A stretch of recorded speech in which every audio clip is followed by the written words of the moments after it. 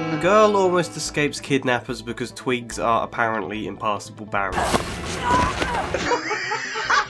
Bong! Rebel spy has the power to kill stormtroopers by slapping their helmets. What are you doing out here?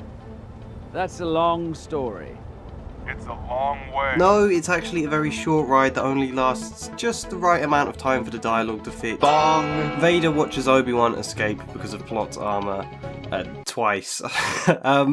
In fact, a lot of this series revolves around either Leia getting captured or Vader watching people escape.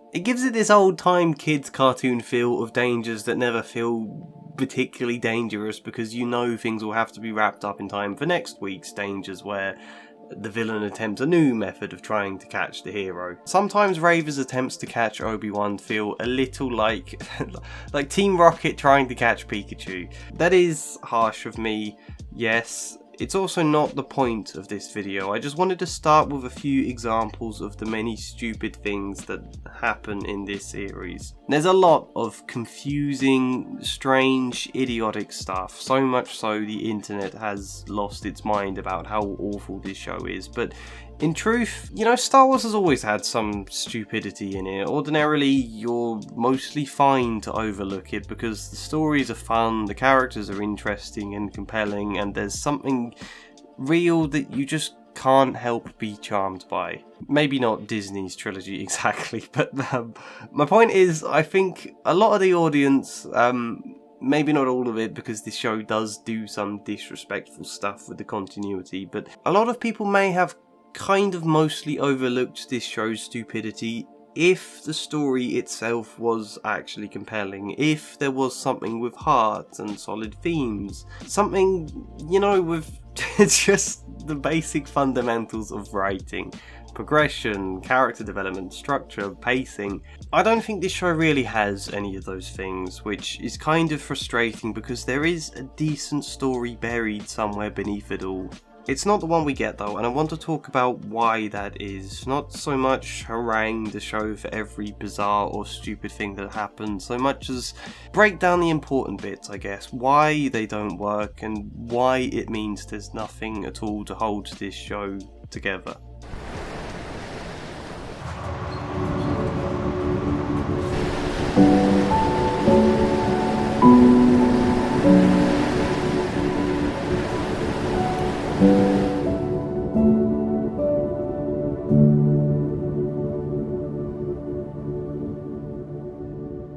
So I hope you enjoyed this, because it's worth me giving the context. I think I watched all of the first 4 episodes yesterday morning, wrote some notes, recorded the audio, trimmed the audio down, and started editing the video today when I then realised episode 5 had been released. I'm an idiot for timings and organisation and stuff.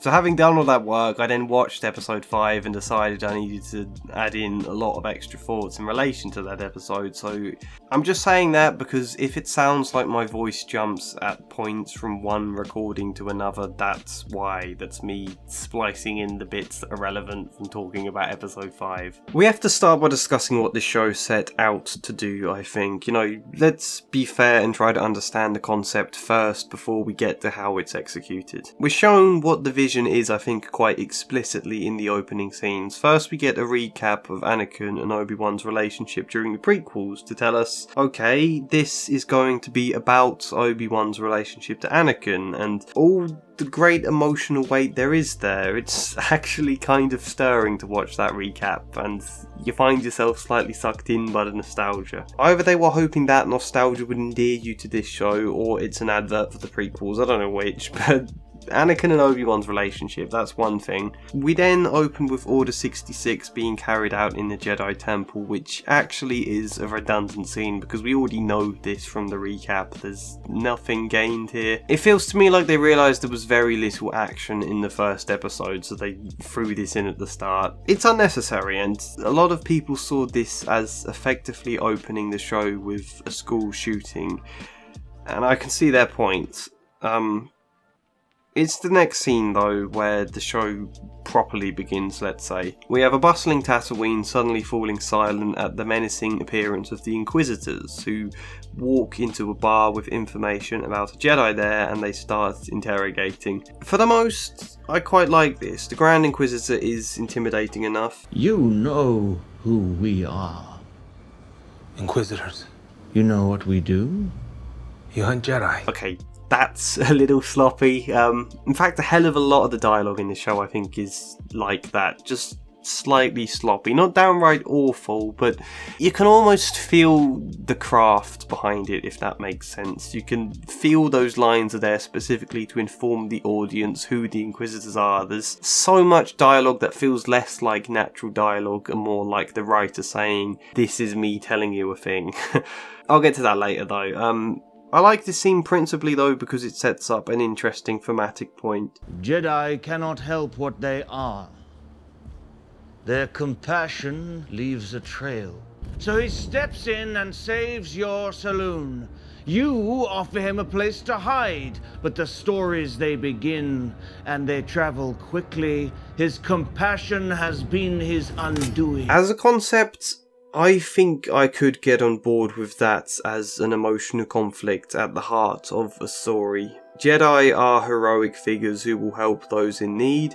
Inquisitors have forced them into hiding. Can they manage to resist their urge to help those in need? Can they suppress their compassion enough to actually stay hidden and survive? That feels like the vision for this show. And Obi-Wan not just struggling with the trauma of everything he's been through, but also forced to suppress his urge to help others because he has to be there for Luke when he's old enough to train. He can't risk getting himself killed by playing the hero. And you can imagine an arc where Obi-Wan discovers that sometimes doing good is worth the risk. Suppressing his compassion is just crippling him with guilt every time he has to do nothing and watch the injustice around him until finally he has to act, and doing so leads to his cover being exposed, but maybe people just knowing there is a Jedi still out there, maybe one the Inquisitors can't seem to catch, maybe that inspires hope that was needed in a community. Maybe it then encourages others to take a risk themselves and to help him and to do good. And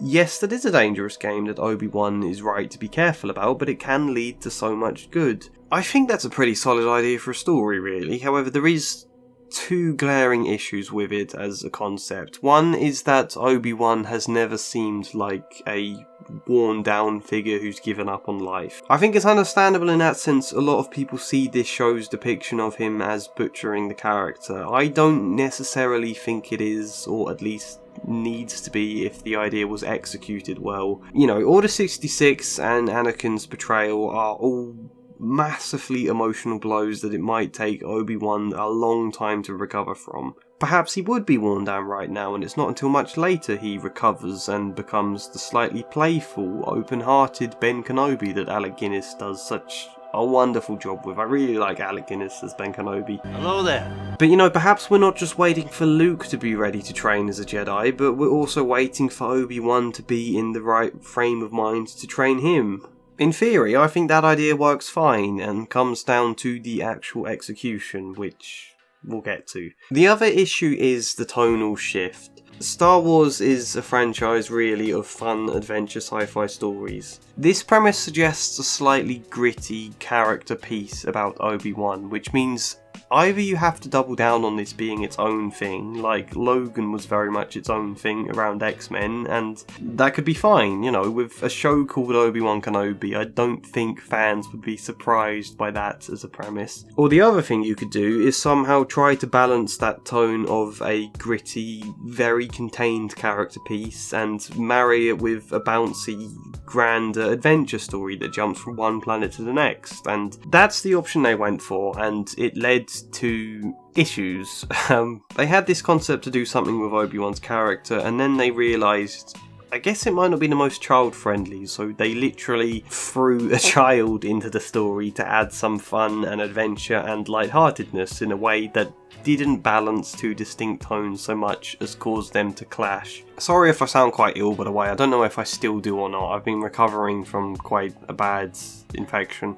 Episode 1 of this show feels like a long, very slow time spent setting up something with Obi-Wan, then kind of throwing it out the window because suddenly Leia is very abruptly kidnapped, and I think that's a shame. You know, I have issues with what they do with Obi-Wan, but in principle, in concept, there is a lot there to make it interesting. You know, there's a scene where this other Jedi, Nari, I think he's called, comes to Obi-Wan and asks for his help, but Obi-Wan refuses because he can't risk being caught, and Nari's just like... You have no idea what I've been through. And... What happened to you?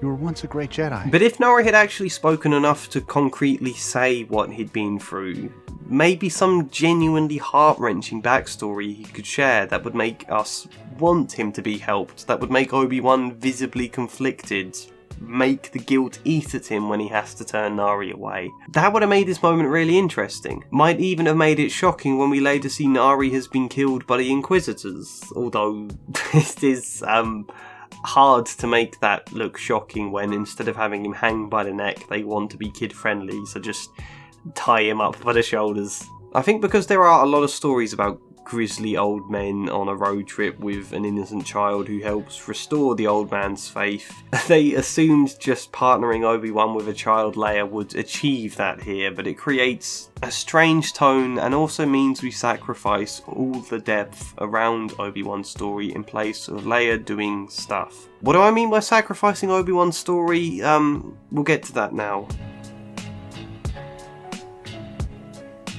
So, whilst I said I quite liked the concept of this traumatised Obi-Wan forced into hiding, and that they were setting up something quite interesting there in the first episode, and yeah, there is some nice bits to it. Obi-Wan's conflict with Uncle Owen, who doesn't want Obi-Wan near the boy. He makes a toy spaceship for Luke and leaves it outside his home. I think a toy ship Luke even plays with in A New Hope, but Owen tries taking it back because Luke shouldn't have his mind filled with ideas of the galaxy. It's not safe. I like that. I like the feeling of a painfully isolated Obi-Wan watching over Luke from a great distance whilst feeling alone, attempting to contact Qui-Gon but never succeeding. That said, it's still kinda dull. I wouldn't be at all surprised if they added that Order 66 scene specifically to counter how dull and slow these Obi-Wan scenes are, which, if that was their plan, they could have just added action to this scene with Nari fleeing the Inquisitors here, maybe having him fight a little before getting away, or even have the Inquisitors bother to chase him rather than just stand around and watch him get away, which is an example of something dumb. They later have to offer rewards and threats to the public in the hopes that they find out where Nari is. If they'd just bothered to chase him here though, they might not have needed to question the public. Anyway, the reason it's dull, I think, is because nothing hits hard enough. I tend to very much enjoy slow, character-driven, emotional scenes and stories. Bleak shots of Obi-Wan working a monotonous job, suppressing his inner Jedi. We get a very short flash of a nightmare, him turning away Nari but no real emotion to their conversation. We get a pointless conversation with a Jawa that does very little, where instead we could have had, like, Obi-Wan monologuing to Qui-Gon, like praying to his spirit that can't hear him. Opening up about how isolating it is watching Luke from a distance, or maybe how he fears he'll fail Luke like he did Anakin. What if he turns to the dark side too? Something like that. It doesn't have to be anything major, just some space to open a little of Obi-Wan's heart and adds a bit more weight to all of these scenes of him wandering about looking sad. Honestly, since a major point of this series is supposed to be him and Anakin's relationship, we should have had flashbacks of the two of them right from episode 1. Didn't need to be anything major there, a few short ones in every single episode I think. It's not until episode 5 we get any of this stuff. This should be the main thread of the plot running throughout. The moment Obi-Wan discovers Anakin is still alive is a great, impactful moment, but then they don't do anything with it. And I'm not saying we need to be told how Obi-Wan feels about things. I think they do a great job of show not tell with his emotions, mostly just utilising Ewan McGregor's acting ability, but we still need some reflection on these feelings, some exploration of what it all means to him. They meet in episode 3 maybe, but so little is done with it emotionally there that it'd probably have been better if they hadn't met, honestly. What have you become? I am what you made me. Really generic lines. To be honest, the only real reflection we've had until episode 5 is Bail Organa briefly telling him, You couldn't save Anakin. But you can save her. And what if I can't? nothing particularly deep there, which is fine for episode 1, but us expecting more moments to follow. After his encounter with Vader, he's briefly in a bacta tank and wakes up all shaken, but then is basically fine the next scene. We get Tyler telling Obi-Wan to forget the past. Some things can't be forgotten. You care about Leia, then you're gonna have to try. Blinding advice, by the way, just forget your trauma. Job done. Which is particularly annoying as well, because she then waits an entire episode until a later moment where she gives her short backstory, 100% because she's about to die, and only then gives a proper answer to this conversation. Some things you can't forget, but you can fight to make them better. You know, why not tell him that at the time? Even better, why not have all of this conversation back when he saw the resistance markings on the wall as a way of telling him not everyone's given up the fight, Ben, get your shit together. The other 2 points are the odd development from Obi-Wan, whose skills have deteriorated to the point he can barely use the Force, then suddenly using it perfectly the very moment it's most needed, which really isn't an arc. There could have been fine, understandable character reasons for Obi-Wan's skills to have deteriorated and for him to struggle with the Force, to have some sort of block, but that then requires proper emphasis on this block and how that feels for Obi-Wan, and a great struggle to overcome it that takes on symbolic power and results in a very satisfying triumph. This show seems to know Obi-Wan needs character flaws that he has to brood on, but nothing is actually done with those struggles beyond just showing you, here they are, now they're going to disappear. The other flaw being that Obi-Wan is not the most brave, let's say, running from Vader, or even better, actually skulking in the shadows while Owen is literally about to have his head chopped off by Reva. Again, there are good character reasons for Obi-Wan not to intervene in any of this, however, he should definitely face consequences. Owen should be fucking furious with him, you know? Were you really gonna do nothing there, Ben? Were you about to watch me be murdered and you just stand there? I thought you were here to protect Luke. I thought you were here to train him. Some Jedi you are if you won't even fight. You know, this stuff is not the Obi-Wan we saw in A New Hope or in the prequels, so we need some kind of focus and consequence on the fact he isn't that at the moment. We'd need to see Obi-Wan feel pained for his failure to step in here, his guilt for not trying to help Owen. We'd need to see more pain in general, but we just don't. He thanks Owen, who is mostly fine about it. I think there's some sense to him being broken following Order 66 and Anakin's betrayal, and needing an arc of recovery before he turns into Alec Guinness. I think people would probably have accepted that if they did enough proper character reflection about how broken he is and we saw enough of a proper struggle for him to recover. But we just don't. One, because his relationship to Anakin is kind of sidelined until episode 5, and two, because the story's attention is steered away from Obi-Wan's character in place of Leia doing stuff. And also Reva, we'll get to her. They knew Kenobi needed a reason to risk his secrecy in order to do good, so they sat and thought about what could this threat be that Obi-Wan has to rise to, and they decided we could knit this together with another character people recognise, so Leia gets kidnapped out of some apparently genius foresight of Reva's that if she's kidnapped, Obi-Wan, who they've been chasing for 10 years by the way, have had no leads and no reason to be sure he's still alive, Obi-Wan will definitely go and save Leia rather than the Organa family sending their personal guards or getting an army together to save Leia. For some reason they'll definitely send Obi-Wan, and it's all a clever trap to catch him. Even how that was revealed in the story really annoyed me actually, because episode 1 ends with Leia being kidnapped, Obi-Wan setting off to find her, and then the reveal that Reva had her kidnapped as a trap to catch Obi-Wan, which then means you spend all of episode 2 knowing it's a trap. You're just kind of waiting for Obi-Wan to be captured, which happens quite suddenly, and then he quite easily escapes, and then we get stuff of them trying to get out of Daiyu.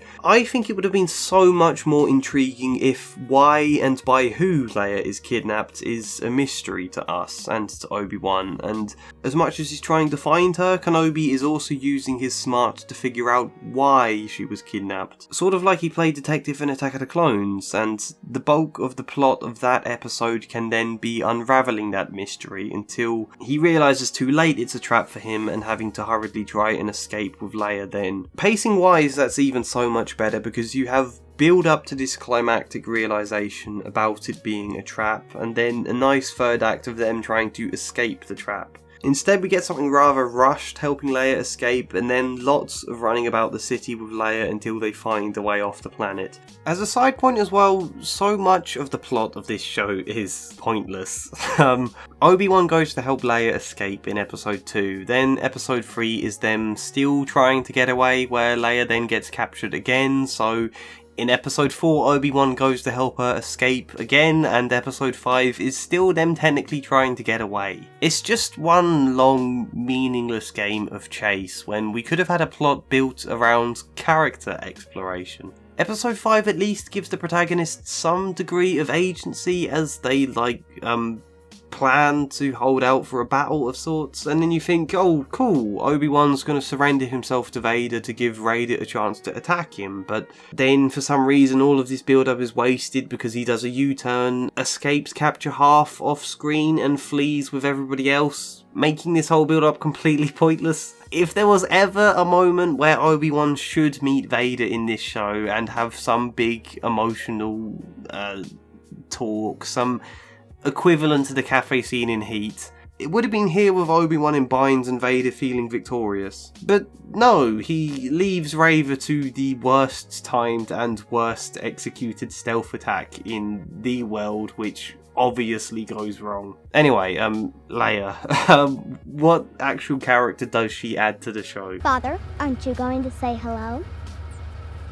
Hello there. Leia is the most egregious example in this series of a writer going, look, this character has an arc, and then bending the realism of the plot in order to fit that arc. Leia's arc so far seems to be that she's eager to explore other planets beyond Alderaan. She spends all her time watching spaceships come in and imagining where they might have come from, wishing she could go with them. I think that's quite good. Her insecurities mean she feels her parents never let her leave Alderaan because they don't want the wider world to know about her since she's not actually their child. Kind of forced but still quite good, so I won't complain about that. So that's her desire. She then gets kidnapped and taken to a new planet. Obi-Wan manages to free her, but they've still got to get safely out of Daiyu. They're still in great danger. However, Leia has apparently suddenly become oblivious to danger and to the trauma of being kidnapped because she's wandering about all free and happy to explore this new place. No. Just because you've made that her motivation, she wants to visit places beyond Alderaan, doesn't mean she becomes stupidly carefree. Being kidnapped should have been terrifying. She should still be worried about getting captured again. This whole section is supposed to be some comedy bit, but it just makes Leia look stupid in stark comparison to how genius level adults they make most of her dialogue. And also makes Obi-Wan stupid at how completely unable he is to explain to Leia, you are in danger, we need to be careful. He kind of just scurries after this carefree Leia, calling her back and failing to get her to listen to him. And as a word on how overly intelligent they've made Leia appear to be here, I feel like writers often lazily use intelligence as a substitute for actual personality traits. We all know Leia grows into a strong and slightly sassy woman, but she is allowed to be a child when she's still 10 years old here. She's spending a lot of time as well with a legendary Jedi Master. There should be a lot she's learning from him. Somehow there's nothing, really. Anyway, after a bit of adventuring for an episode or two, she suddenly tells Obi-Wan, I didn't mean to run away from this home. And again, it feels like the writer going, see, Here's the character development bit. She used to be excited to leave home, now she misses it, you see? But there's nothing else to indicate this missing home or her realising that adventuring is often dangerous rather than fun, because she's seemingly been having the time of her life fooling stormtroopers, not being remotely affected at seeing people die, nothing that's made her think about her parents, none of that. Everything good for her to then just suddenly miss home. And that's episode 3. From that point on, I think her arc seems to have been forgotten because this show is so confused about what it's doing. It's like they never found a way to balance the different threads of the story, and instead they all clash, making you question why they needed them or why they couldn't just focus on one if they weren't able to balance things. Leia's character arc gets in the way of Obi-Wan's for the beginning of this show, then hers disappears to bring a bit of Obi-Wan's back, or to bring in Reva's. All the different threads of this story are in conflict with each other, but particularly Reva. Let's talk about Reva and also some other stuff that I think probably fits into this category nicely. Well, as you can expect of the internet that so often deals in absolutes, only a Sith deals in absolutes. People weren't very happy about Reva. And I don't like the idea of overlooking how toxic a lot of the criticisms were. However, I also don't like using the toxicity of select individuals as an excuse to blanket over all very valid criticisms of a character. Reva isn't very good. A lot of people have complained about the acting performance of Moses Ingram, which I don't think is entirely fair. This isn't the first time we've seen slightly hammy acting in Star Wars. I don't think there's many really getting the chance to flex their acting muscles in this series anyway. I don't think they've been given good dialogue to work with. Having said that, is she intimidating when she interrogates Leia? No. I think when it comes to interrogating children in TV and film, less really is more, because the more you try to be intimidating, the more you just look like you're a bit pathetically bullying a child. This henchman falls firmly into that camp with stamping on Leia's toy. I'm not afraid of you. Give it time. Or even in first capturing her. Just waiting. For what? For you. You just laugh at all these scenes and feel like, well done, you've successfully bullied a child.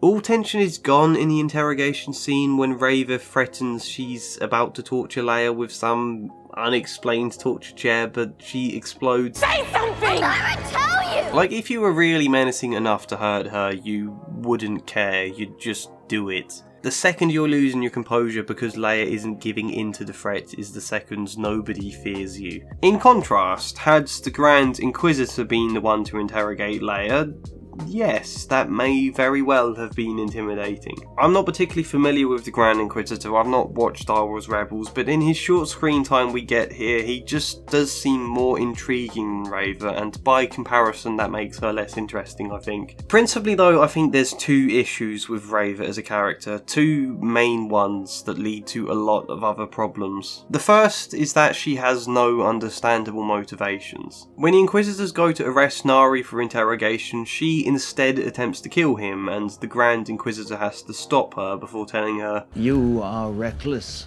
Again, you can visibly feel the writer spelling out the character flaw for the audience, which then gets repeated again. You are too impulsive. There's so much of this going on in the dialogue after a while, it really does wear at you. Reva can't be bothered catching ordinary Jedi because she's obsessed with finding Obi-Wan, a man they have no leads on and, as far as they know, could well be dead. She's obsessed though to the point she can't be bothered with her actual job.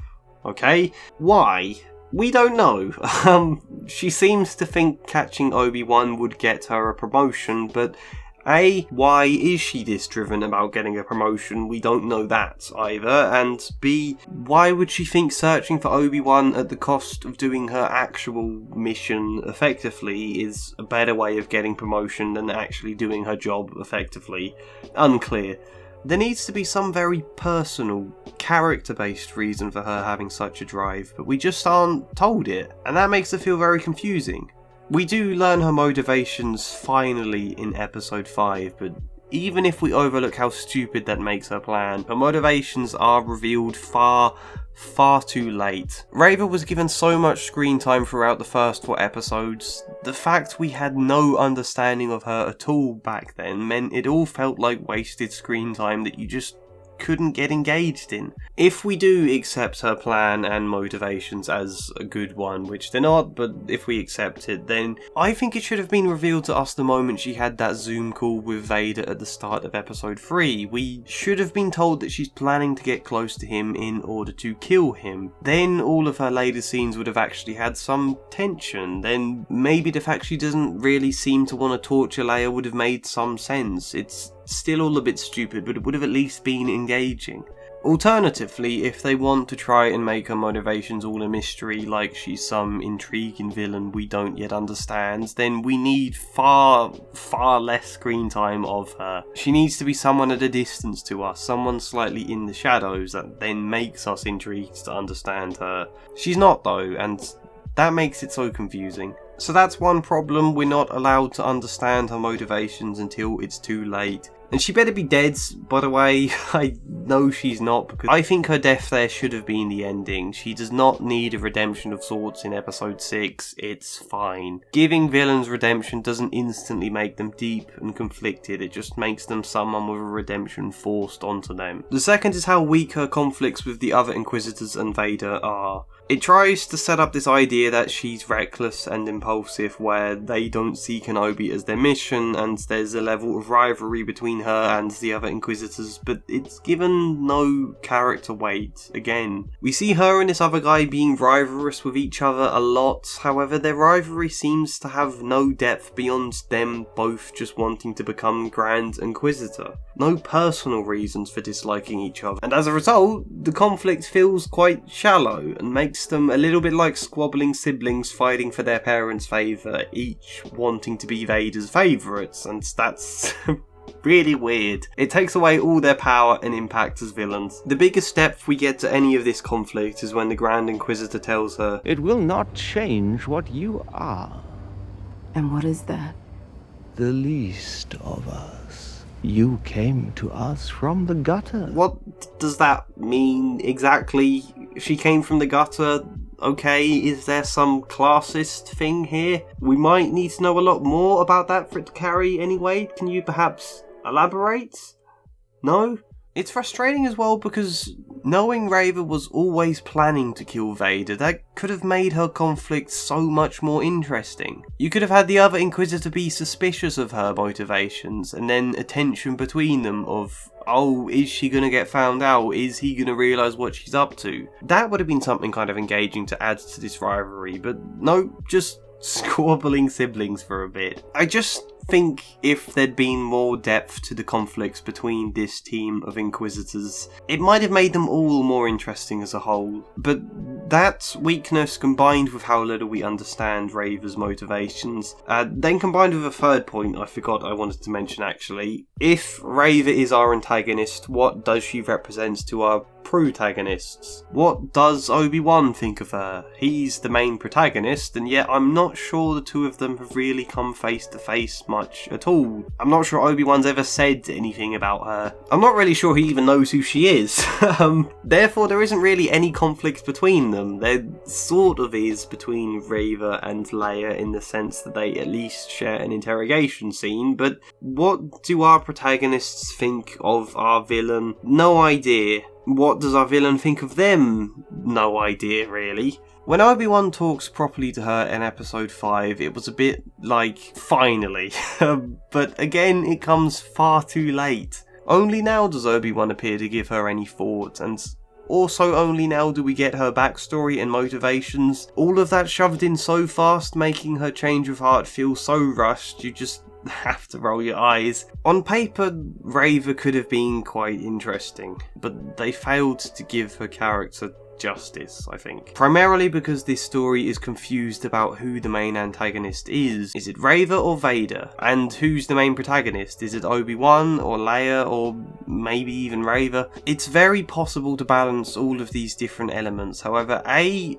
Obi-Wan's actual character and his feelings need far more attention and focus in this story. B, we need to understand Reva's motivations far earlier. C, Leia needs either more purpose and arc, or to drop out of the story at the end of episode 3, I don't know, have her go home by then maybe, or just not have her in it at all is probably the ideal. And D, Anakin needs more focus. Both Obi-Wan reflecting on him throughout every episode, but also knowing Reva's motivations would mean he had meaning to her too. We could have felt that in all the scenes she shares with him. You know, there are of course other problems with this series, some of them more obvious flaws, some of them kind of hilarious, but I think these are the key integral reasons the show doesn't work. It is harsh of me to call this a train wreck, I know it is, because there's the potential for something great in this. There are great isolated moments as well, but I think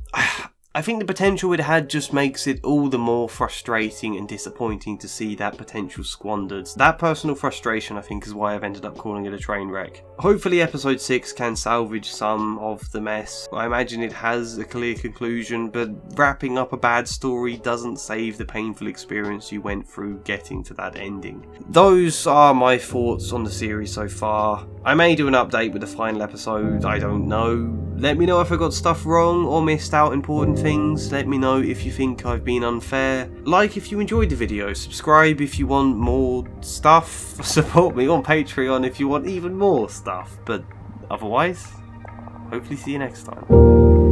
And as always, a special thank you goes to Janice McMahon, Luke Hoare, KrzychuKB, Michael Gallagher, InSquares, Dustin Paulson, Tamara Salsi, Sharacroft2814, Joshua C. Follier and Chad Bramwell. Thank you.